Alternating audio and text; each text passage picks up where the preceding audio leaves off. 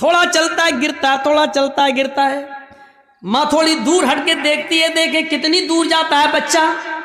बच्चा थोड़ी दूर गया, वहां कोई जानवर देखा, कोई कीड़ा मकोड़ा देखा, वो उधर से पलटा भागता है अपने माँ के पास। माँ जल्दी से अपने दोनों बाहें फैला देती है और बच्चा जब डरता है तो वो अपनी माँ की गोद में आ जाता है। जैसे ही बच्चा अपनी माँ की गोद में आता है, वो अपने आप को बिल्कुल महफूज कर लेता है, समझ लेता है। अब वो समझता है कि मैं सबसे बड़े खतरे से टल चुका हूं। अब सबसे बड़ी मुसीबत, भाई बच्चे के लिए तो वही सबसे बड़ी मुसीबत है जिससे वो डर रहा है। बच्चा अपनी माँ की गोद में आया और जैसे ही वो अपने माँ की गोद में आता है, वो समझता है कि अब मुझे कोई खतरा नहीं है, क्योंकि मैं एक सुरक्षित गोद में आ गया हूं, एक महफूज गोद में के अंदर आ गया हूं। अब मुझे दुनिया व माफिया का कोई खतरा नहीं है। बच्चा अपनी माँ की गोद में आ जाता है तो वो दुनिया के बड़े से बड़े खतरे से अपने आप को महफूज समझ लेता है। कुरान यही फरमा रहा है, लोगों नमाज ये माँ की गोद है। तुम्हारे लिए बड़े से बड़े खतरे जब तुम्हारे सामने आए, बड़ी से बड़ी मुसीबतें जब तुम्हारे सामने आए, बड़े से बड़े खौफनाक मरहले जब तुम्हारे सामने आए, तो तुम नमाज की आगोश में आ जाओ, नमाज की गोद में आ जाओ। जब तुम मस्जिद में आ जाओगे, नमाज की आगोश में आ जाओगे, तो तुम उस खतरे से महफूज हो गए। नमाज अपने नमाजी को अपनी गोद में ऐसे ले लेती है जैसे माँ अपनी गोद में अपने बच्चे को ले लेती है। जैसे बच्चा माँ की गोद में आकर अपने आप को महफूज समझ लेता है, ऐसे ही नमाजी नमाज के अंदर अपने आप को महफूज समझ लेता है। एक सहाबी है, जंग हो रही है, नमाज का वक्त हो जाता है। नमाज के वक्त ही में अबू दाऊद शरीफ की रिवायत है, एक तीर आता है और तीर आते ही उनकी पीठ में लगता है। और सोचो, तीर किसी की पीठ में लग जाए और नमाज के अंदर लग जाए। लगी, हाथ बंधे हुए, तीर पीछे लगता है, खून बहने लगता है और टपकने लगता है, लेकिन इन्होंने कुरान पढ़ना बंद नहीं किया, पूरी नमाज पढ़ ली। जब सलाम फेरा, अस्सलामु अलैकुम वरहमतुल्लाह, अस्सलामु अलैकुम वरहमतुल्लाह, लोग उनके पास आए, साहब ये क्या किया तुमने? इतना खतरनाक तीर आधे से ज्यादा तुम्हारी पीठ में घुस गया, खून से पूरी चटाई भीग गई, तुम्हारा कपड़े लहूलुहान हो गए और तुम नमाज में मसरूफ हो। उस सहाबी ने जवाब दिया, जब मैं नमाज पढ़ रहा था, अल्लाह की कसम मेरी पीठ में कब तीर लगा मुझे पता ही नहीं चला, इसलिए कि मैं सूरह कहफ की तिलावत कर रहा था और सूरह कहफ की तिलावत करते हुए मुझे इतना मजा आ रहा था, इतना इंजॉय मिल रहा था। सूरह कहफ की तिलावत में मुझे तीर की तकलीफ भुला दिया, मुझे पता ही नहीं चल रहा है कि मुझे तीर लगा है। ये तो तुम अभी बतला रहे हो कि मुझे तीर लगा है, अब देख रहा हूं कि ये खून है, मुझे तो एहसास ही नहीं हुआ। गौर कीजिए, कितना बड़ा खतरा था तीर का लगना और उनको पता ही नहीं, क्योंकि वो नमाज की गोद में थे, नमाज की आगोश में थे। सोचो मेरे प्यारे साथियों, आज हमारी भी नमाजें हैं, हम पढ़ते हैं और एक छोटा सा मच्छर काट ले तो हम जल्दी से गाल मसलने लगते हैं, मच्छर मारने लगते हैं, इसलिए कि हमें कुरान की तिलावत में मजा ही नहीं आता है। वो कह रहे हैं कि हम ऐसे सूरह कहफ पढ़ रहे थे, सूरह कहफ की तिलावत में मुझे इतना मजा आ रहा था, इतना एंजॉय आ रहा था कि मुझे पता ही नहीं चला कि मुझे कब तीर लगा। या अय्युहल्लज़ीना आमनुस्तईनु बिस्सब्रि वस्सलाह, ईमानो वालो तुम सब्र और नमाज के जरिए अल्लाह से मदद मांगो, सब्र और नमाज के जरिए अल्लाह से मदद मांगो, सब्र और नमाज के जरिए सब्र करो और नमाज आगोश में आ जाओ नमाज के। और जब तुम मांगो तो अल्लाह, जब नमाज पढ़ोगे तो अल्लाह तुम्हारी सब सुनेगा। हाँ, ऐसा भी हो सकता है कि नमाज के बाद तुम कुछ मांग रहे हो और अल्लाह नहीं दे रहा है, ये हो सकता है, तो इसमें घबराना नहीं चाहिए। नमाज भी पढ़ रहे हो, दुआ भी मांग रहे हो, या रब्बी या रब्बी या रब्बी, अल्लाह मुझे ये दे, मुझे ये दे, मुझे ये दे, लेकिन नहीं मिल रहा है। इसका यह मतलब नहीं कि आपकी नमाजें कबूल नहीं हो रही, इसका यह भी मतलब नहीं कि अल्लाह आपसे नाराज है। कभी ऐसा मत सोचना। नहीं दे रहा है तो वो जानता है कि क्यों नहीं दे रहा है,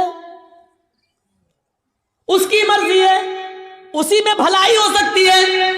हमारा एक छोटा सा बच्चा है, उसको निमोनिया हो गया है, एक मिसाल दे रहा हूं। आपका एक छोटा सा बच्चा है, उसको निमोनिया हो गया है, नाक बह रही है, बुखार में तड़प रहा है, बार बार उसको प्यास भी लग रही है, डॉक्टर ने दवा दी है, ठंडी चीजों से मना किया है।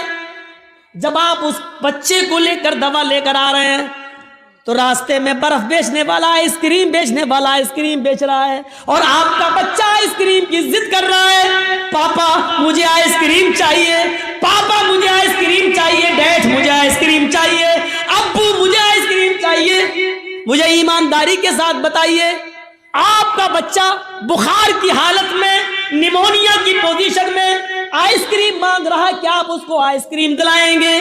क्या आप उसको आइसक्रीम खिलाना पसंद करेंगे? नहीं, क्योंकि आप जानते हैं कि इस वक्त इसकी अगर मुराद मैंने पूरी कर दी तो मेरा बच्चा और ज्यादा बीमार हो जाएगा। आप उसके हजार जिद करने के बावजूद आप उसको आइसक्रीम नहीं देंगे, जबकि आपको बुरा लग रहा है कि मेरा बच्चा बेचारा मांग रहा है। आप नहीं चाहते कि उसकी तमन्ना पूरी ना हो, आप चाहते हैं कि दिलाएं, लेकिन उसकी बीमारी बतला रही है आइसक्रीम उसके लिए नुकसानदेह है। आप बाप होते हुए भी अपने बच्चे को आइसक्रीम नहीं दिलाएंगे, क्योंकि आप जानते हैं कि मेरे बच्चे के लिए क्या अच्छा है क्या बुरा है। आप कहिए अल्लाह मुझे ये दे, मुझे ये दे, मुझे ये दे, और नहीं मिल रहा है तो नाराज मत होइए, क्योंकि आपका रब जानता है आपको क्या देना है और क्या नहीं देना है। वो क्यों नहीं दे रहा है आपको, इसमें अल्लाह ताला से शिकवा मत करिए, शिकायत मत कीजिए। हो सकता है उसका न देने में ही भलाई हो जो चीज आप मांग रहे हो। एक बादशाह ऐलान करता है, आओ मेरी रियाया, मेरी पब्लिक, जो मुझसे मांगेगी मुंह मांगे मैं उसको दूंगा। सारी की सारी पब्लिक एक मैदान में जमा हो जाती है, और बादशाह जो पब्लिक मांगती जा रही है बादशाह देता जा रहा है। एक बुढ़िया एक खच्चर पे बैठ के आई, खच्चर गधे की तरह होता है, खच्चर पे बैठ के आई। बादशाह ने कहा, बुढ़िया तेरा बेटा है? कहा नहीं। पति है? कहा नहीं। कोई नहीं है? कहा नहीं। आए मेरे वजीर, इस बुढ़िया को 100 दीनार दे दो, 100 सोने की अशरफियां दे दो। बुढ़िया कहने लगी, नहीं, आप बेइंसाफी कर रहे हैं, सबसे पूछ रहे हैं कि बताओ क्या मांगते हो, और जो जो मांग रहा उसको आप देते जा रहे हैं, और मुझसे कह रहे हैं कि 200 अशरफी दे दो सोने की। नहीं, मुझे भी मुंह मांगे इनाम चाहिए। बादशाह ने कहा, बता तुझे क्या चाहिए? उसने कहा, जो खच्चर में लेके आई हूं इसके ऊपर इतना सोना लाद दो कि आसानी से लेकर मेरे घर तक पहुंच जाए। इस खच्चर के वजन के बराबर सोना। बादशाह ने कहा, देखो ये तुम गलत कर रही हो। क्या जवाब दिया उस बुढ़िया ने? आपने सबकी मुरादें पूरी की, मेरी भी करो। पब्लिक कहने लगी, हाँ बादशाह सलामत, आपकी बेइंसाफी, आप गलत कर रहे हैं, सबको मुंह मांगे दे रहे हैं, तो इस बुढ़िया ने भी जो मांगा उसको दो। बादशाह ने कहा, जाओ सोना लेकर आओ और इसके खच्चर पर लाद दो। सोना लाद कर खच्चर पर लेकर बुढ़िया चली गई घर। गांव के लोगों को पता चला, ओ सुनो बहुत सा माल आया, सोना मिला है बुढ़ी को। घर कमजोर था, रात में नकब लगाया, 2-3 चोर अंदर घुसे। बुढ़िया में ताकत ही कितने थी, एक ने पैर पकड़ा, एक ने गर्दन दबा दी, पकड़ा, खत्म। 1 मिनट भी नहीं लगा, बुढ़िया गई और सारा सोना वो लेकर भाग गई। सुबह हंगामा हो गया, बुढ़िया मारी गई, सोना चला गया। बादशाह ने सारी रियाया को फिर बुलाया, कहा लोगों क्या हुआ? कहा बुढ़िया मारी गई, सोना गायब। कहा देखो मैं जानता था, इसीलिए उसको 100 अशरफियां दे रहा था, मैं जानता था कि उस बुढ़ी को लालच है, इतना सोने का करेगी क्या, ना इतना खा पाएगी, उसकी जिंदगी में अब ज्यादा दिन भी तो नहीं रह गए, लेकिन उसके लालच ने उसको मार दिया। इसीलिए मैं उसको 100 सोने की अशर्फियां दे रहा था, लेकिन आप लोगों ने मेरी मुखालिफत की। देखो, मुझे मालूम था बुढ़िया इतना सोना नहीं संभाल सकेगी, इसलिए मारी गई। एक मामूली बात से ये कह रहा है कि कितना उस बुढ़िया को मिलना चाहिए मैं जानता हूं, और क्या नहीं मिलना चाहिए मैं जानता हूं। तो जो लोग अल्लाह से दुआएं मांगते, मुझे ये दे दे, मुझे ये दे दे, लेकिन नहीं मिल रहा है, उसका रब जानता है कि क्या देना चाहिए, क्या नहीं देना चाहिए, कितना देना चाहिए और कितना नहीं देना चाहिए, ये उसको मालूम है। इसलिए उसने जितना दिया है उसी पर राजी रहो, उसी पर खुश रहो। ज्यादा माल तबाही और बर्बादी का बायस भी बन जाता है। कल मैंने बताया था, अल्लाह के नबी ने जब जन्नत में झांक कर देखा तो जन्नत में सबसे ज्यादा गरीब, फकीरों, मिस्कीनों को देखा, और जहन्नम में झांक कर देखा तो सबसे ज्यादा औरतों को देखा। मेरे भाइयों, अंदाजा लगाइए, या अय्युहल्लज़ीना आमनुस्तईनु बिस्सब्रि वस्सलाह। नमाज एक माँ की तरह है। जिस तरह बच्चा माँ की गोद में आ जाता है तो अपने आप को महफूज समझता है, ऐसी बड़ी से बड़ी मुसीबतें जब हमारे और आपके ऊपर आए तो हम नमाज में मसरूफ हो जाएं। यकीन नहीं आता तो सुनो, इब्राहिम अलैहिस्सलाम अपनी बीवी सारा के साथ, सारा, हाजरा तो दूसरी है, सारा पहले थी, पहली बीवी कौन है, सारा, सारा के साथ जा रहे हैं और जालिम बादशाह के मुल्क में घुस जाते हैं। उस मुल्क को क्रॉस करना चाहते हैं। जालिम बादशाह के वजीरों ने लोगों को बताया, बादशाह को बताया, एक आदमी है, उसके साथ एक औरत है और बड़ी खूबसूरत है। बादशाह ने कहा, अच्छा खूबसूरत है, कहाँ, बुला के लाओ। इब्राहिम और सारा बुला कर लाए गए। बादशाह ने पूछा, ये तुम्हारी कौन है? इब्राहिम अलैहिस्सलाम ने फरमाया, ये मेरी बहन है। इब्राहिम अलैहिस्सलाम ने ये सुन रखा था कि उस बादशाह को अगर ये कह दिया जाए कि ये मेरी बहन है, तो भाई के साथ जब बहन को देखता है तो वो फिर हाथ नहीं लगाता है, छोड़ देता है। तो कह दिया कि बहन है, ये झूठ नहीं था।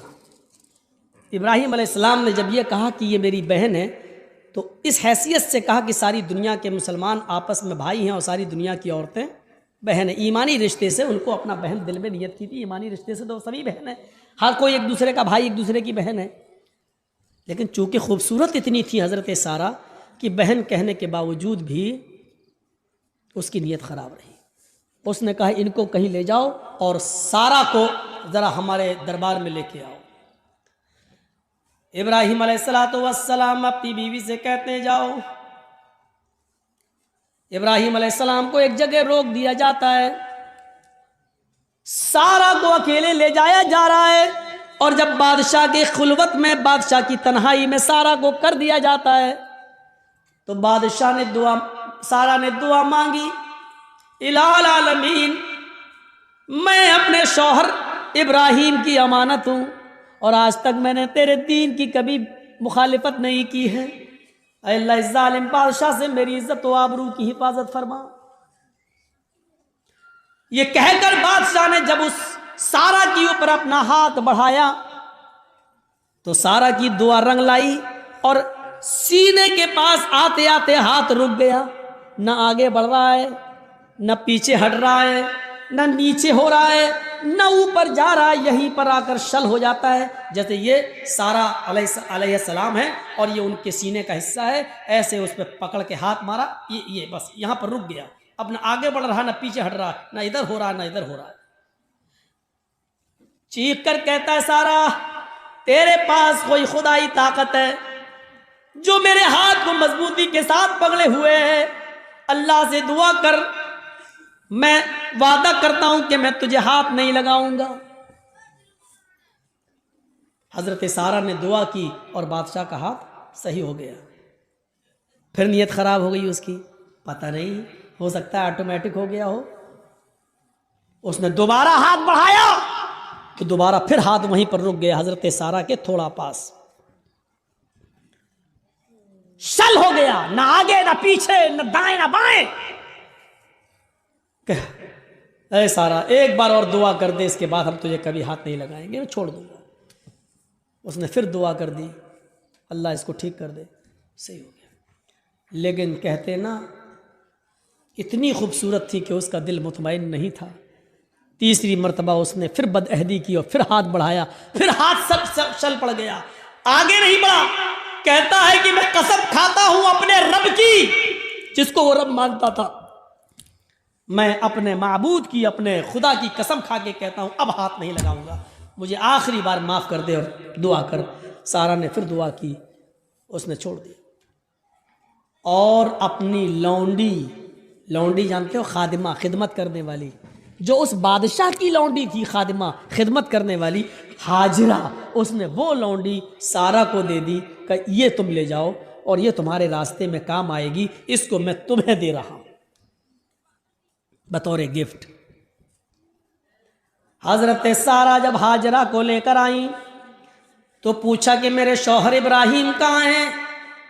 बादशाह की पुलिस, बादशाह की फौज जब हजरत सारा को इब्राहिम अलैहिस्सलाम के पास लेकर गए तो हजरत सारा क्या देखती है कि इब्राहिम अलैहिस्सलाम नमाज में मसरूफ हैं, नमाज पढ़ रहे हैं। मुस्लिम शरीफ की हदीस है, वो नमाज में मसरूफ है, नमाज पढ़ रहे हैं और नमाजी में ये दुआ कर रहे हैं कि अल्लाह मेरी बीवी की हिफाजत फरमा, अल्लाह मेरी बीवी की हिफाजत फरमा, अल्लाह जालिम बादशाह के जुल्म से हमारी बीवी को बचा ले।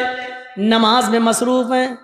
मेरे भाइयों, जब सारा के ऊपर मुसीबत आई और जालिम बादशाह ने जब उनको पकड़ा और अपने आगोश में लेना चाहा तो उनके पति इब्राहिम अलैहिस्सलाम नमाज के अंदर गिर जाते हैं, नमाज में मसरूफ हो जाते हैं, नमाज पढ़ना शुरू कर देते हैं। गौर कीजिए, जब किसी के ऊपर मुसीबत आए तो उसको नमाज के अंदर नमाज पढ़ना चाहिए, उसको नमाज के अंदर अल्लाह रब्बुल आलमीन से दुआ करनी चाहिए, क्योंकि नमाज एक माँ है, आपको अपनी आगोश में ले लेगी और जब आप नमाज की आगोश में आ जाएंगे तो सारे खतरों से महफूज हो जाएंगे, सारे खतरों से आप अलग हो जाएंगे, फिर कोई खतरा नहीं रहेगा, टल जाएगा वो खतरा।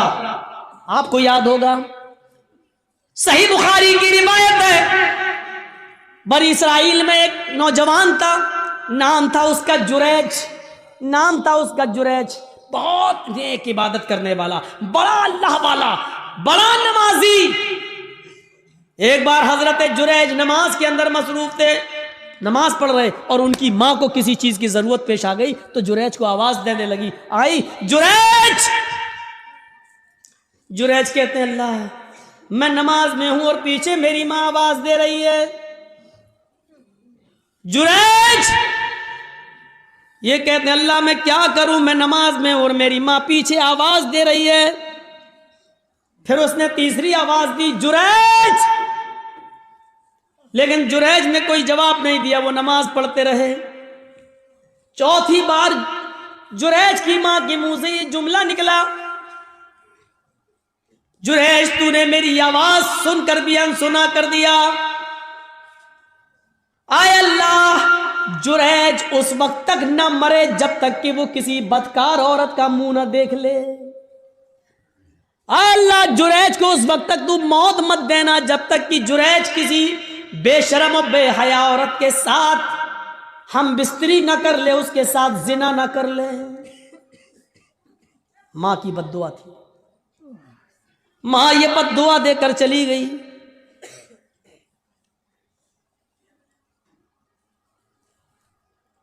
फिर क्या होता है, 2, 4, 5 दिन के बाद एक औरत जुरैज के माबत में, जहां वो इबादत करते थे उसी में हुजरा था, उसी हुजरे में खूबसूरत औरत आती है और जुरैज से कहती है, जुरैज उदनु मिन्नी, आओ मेरे करीब आओ और मुझसे जिना करो। जुरैज ने कहा अल्लाह की पनाह, मैं ऐसा गलत काम नहीं कर सकता, मैं अल्लाह का नेक बंदा हूं, उसकी इबादत में मैं अपनी जिंदगी गुजार रहा हूं, चलो जाओ यहां से हटो, यह गलत काम मुझसे नहीं होगा। जुरैज ने उस औरत को भगा दिया।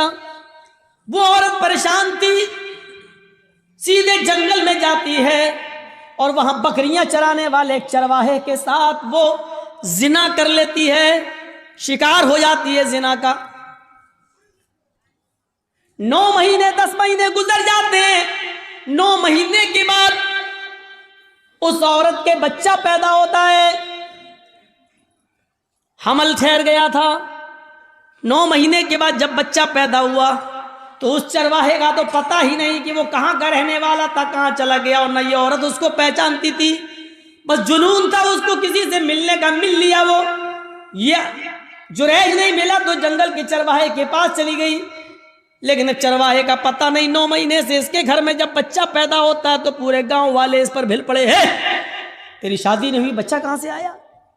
जब उसको ज्यादा परेशान किया गया और गंभीरता से इस बात को ली गई कि पूरा समाज बदनाम हो जाएगा, बता पहले ये बच्चा किसका, तो उस औरत ने जुरैज का नाम ले दिया। उस औरत ने जुरैज का नाम ले लिया कि इस बच्चे का बाप जुरैज है। आजकल तो डीएनए टेस्ट हो जाएगा, पता चल जाएगा किसका बच्चा है, लेकिन उस जमाने में तो डीएनए टेस्ट की कोई मशीनरी नहीं थी, पैथोलॉजी और साइंस ने इतनी तरक्की नहीं की थी, कोई पैथोलॉजी भी नहीं थी।